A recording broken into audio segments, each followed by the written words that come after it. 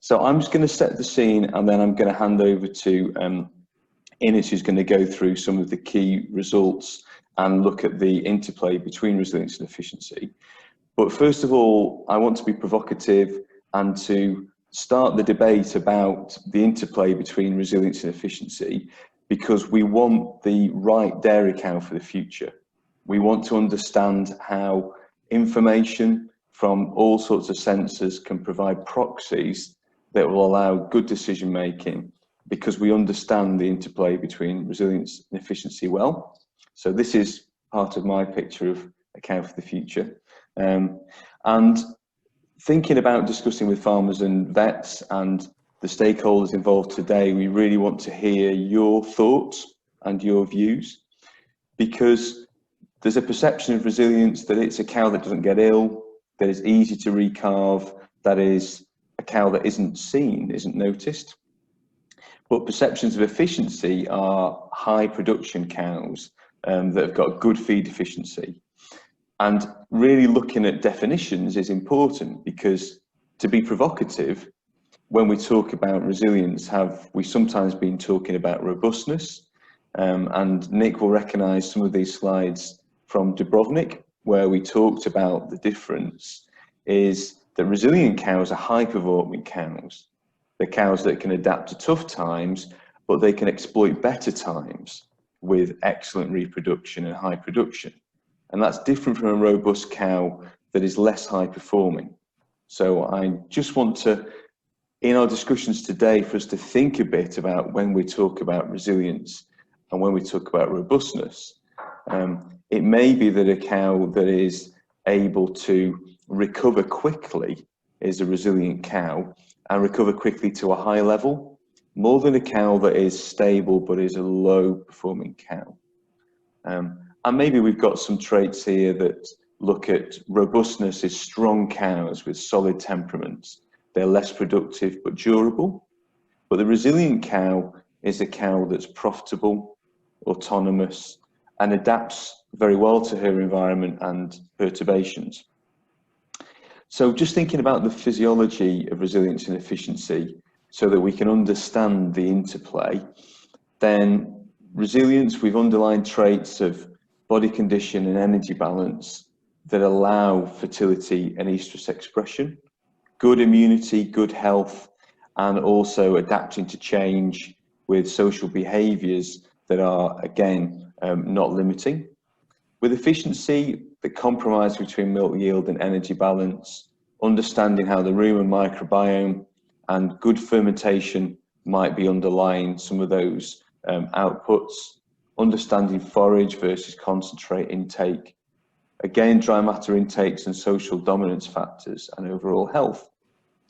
And again, this is, thanks again to Nick and I presented this, a lot of it was Nick's work in Dubrovnik, is understanding, how we can look at that interplay. How do we have a trade-off between efficiency and resilience? If we partition energy for milk production, what is the impact? Does it mean that there is a negative effect on well-being and on longevity in the very efficient cow? Is there an apparent trade-off between efficiency and resilience, where actually we can look at the non-productive lifespan being diluted? So is that trade-off something which we can perhaps harmonise? And is my question for today's sessions, how do we measure the things that are useful that will allow us to understand the interplay between resilience and efficiency? So that's affected by time. The balance between resilience and efficiency and what we measure is affected by the time frame that we use. And again, short versus long-term efficiency is an important discussion. So to be provocative again, the things that we measure, do we understand when we talk about efficiency in the short term versus efficiency in the long term? And therefore that partition of nutrients is quite different in the short term to long term as actually cows adapt. So just to kind of close this introduction a little bit, we perhaps need to look working up from gene expression and physiology. So that resilience is about estrus expression, and metabolic interactions. It's about follicular dynamics and the viability of embryos, and how we link genetics with nutrition, with perhaps key things like the cow with good liver function and the cow with good immunity. And with efficiency, when we look at this interplay about energy balance, looking at parameters where we can understand the cow that is coping well, again liver function and metabolism, and again how maybe the rumen microbiome is a key difference between the cows that have a good balance, and understanding behavior and again appetite. So just to sort of bring this together is that lifetime efficiency is different from short periods of efficiency, and looking at appropriate balance between performance and adaptive capacity may be important in our interplay. But how can we measure things practically and commercially so that we can move beyond research farms to have proxies that we can use in practice? And later tomorrow afternoon, and in the work of 3.4, we're looking at how we can use the results from work package 3 so far to understand how we can use commercial sensor data for understanding herd level performance, so that we can understand when a particular area might be not performing well and highlight areas for attention. So I'm going to hand over to Ines now, because I really wanted to set out the provocative question of how do we understand the interplay between resilience and efficiency? How do we use the data that we have available in commercial farms to create proxies that we can use for decision making? Thank you, Ines. I'll hand over to you. Shall I stop sharing my screen, Ines, and do you want to pick it up? Yes, if I am allowed to share would be nice, because until now I'm not. So can anybody give me permission to share my screen would be good. Miriam, can you do that for Ines? Yes, let me change it. Thank you. And Ines, you're very lucky there's no pictures. I could have put pictures in. I'm being kind. So The only thing is that I often find pictures of my identical twin, so it's not as shocking as for you. So you're now co-host, Ines, so you could share. Thank you, Ines. Okay. Thank you very much. I shared this one. Can you now see the presentation? That's good. Yep. Thank you. Okay. So yeah, hi, I'm Ines Adriaens. I'm from Belgium, work for KU Leuven and collaborate a lot with Jonathan from RAFT. And I will present a little bit about the work we did in work package 3. Not everything, of course, because would be a bit too ambitious for the short time span that we get, but plenty of time for a discussion. So in work package 3, we already have defined resilience and efficiency a bit our way that we thought it was suited best. And of course, Jonathan already mentioned it, but we speak of resilience as ability to recalve and also extend longevity, similar as to work package 2, which is then a combined result of good health, a good reproduction performance, and a good production performance. And then the efficiency is more or less looked at like the feed efficiency, so good milk production from low feed intake or energy intake, which is of course closely linked to nutrient partitioning, what the cow does with the energy it takes. So we both, of course, recognize that there is a large effect on sustainability, but of course the question remains, how good are these going together? Because we want a cow that is resilient and efficiency, of course. It means that she calves early, that she produces a lot of energy corrected milk, that she shows her heat symptoms well, never needs the vet, the invisible cow, as Jonathan also already mentioned, tolerant for environmental stressor, disease pressure, and of course, if there is something happening, that she bounces back quickly after these challenges. And in the discussions, we always say a little bit that there is an ideal way to select our ideal cow, for example, for applications like advanced breeding. And that is using both the genomic potential of the cows, so you can rank cows within herd before they even started producing any milk, and their phenotypes or their phenotypic expression in the particular environment, because of course cows that have a high genomic potential but that don't show it are of course of very little value for their farmer as a in their herd. So in 3.1, we targeted this second part a little bit using sensor proxies, so already available at market sensor proxies from first parity, in order to be in time to apply advanced breeding techniques from the second parity on, or from the second breeding on. And yeah, we ranked animals based on their lifetime resilience, or the definition we gave to it. I come back to it. Calculate sensor feature, and then develop prediction models to identify features that can inform us over this resilience. And then, of course, the purpose or the ultimate aim is that these models are applied to select these cows on the different farms. So to this end, in the first step, we defined the resilience score. So we ranked cows based on their ability to recalve with a good fertility, good health, good production. But of course, the ability to recalve was attributed the highest weight. So technically, all cows that reached their final lactation as a third lactation, from these cows we distincted the ranking by adding different other variables to this equation. And then we collaborated with different groups in task 3.1, and all of these groups applied some weights to these different variables, which were then cross-validated and showed quite good correspondence with each other. And then the second step was, of course, to calculate the sensor features. So we first decided, okay, which sensor can give information over resilience and efficiency, and of course, only the activity and the milk yield features are most abundantly available. So we decided to initially work on with these.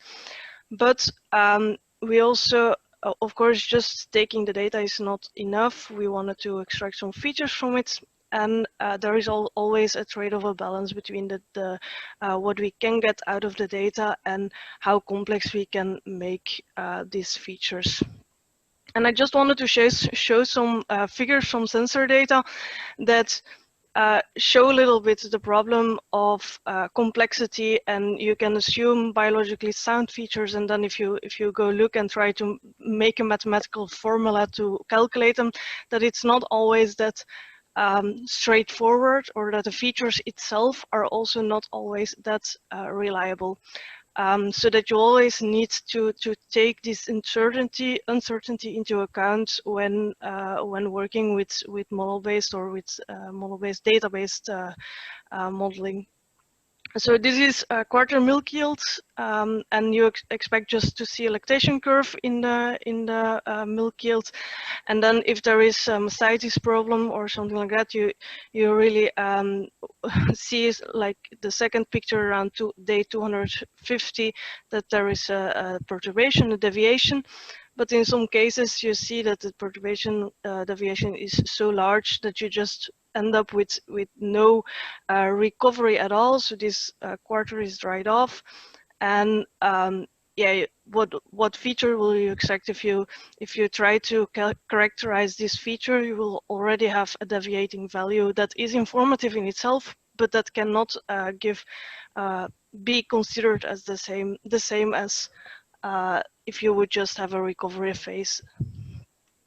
Same for LDH. You think, okay, the moment that you have an LDH measure in the milk, that there is no problem, it's fine, you just have a steady state. The moment that you see mastitis, you see an increase. But at a certain point, the milk yield becomes so low that you just have a lot of missing data. Again, what to do with these phases if you want to monitor, it's quite difficult to take that into account because it's just something that happens. And a last example in which we look at electrical conductivity. So again, during clinical mastitis, you expect conductivity to go up, but if milk yield goes down, you see that there is just a decrease instead of an increase. So again, the opposite of what you expect. So just a little bit to trigger people to think about how to process this data, how to take all these particularities into account. I have then worked with activity data. I just wanted to show another example. We don't know what's happening here. So this is 2 hourly raw activity data, and you see in 2014 that you have a very high activity, and then suddenly the sensor just slowly drops down and takes a new kind of baseline. What you want to identify are the green arrows, so are the heat periods in which you have a clear way of increased activity, but yeah, it's just difficult to use fixed thresholds in this case.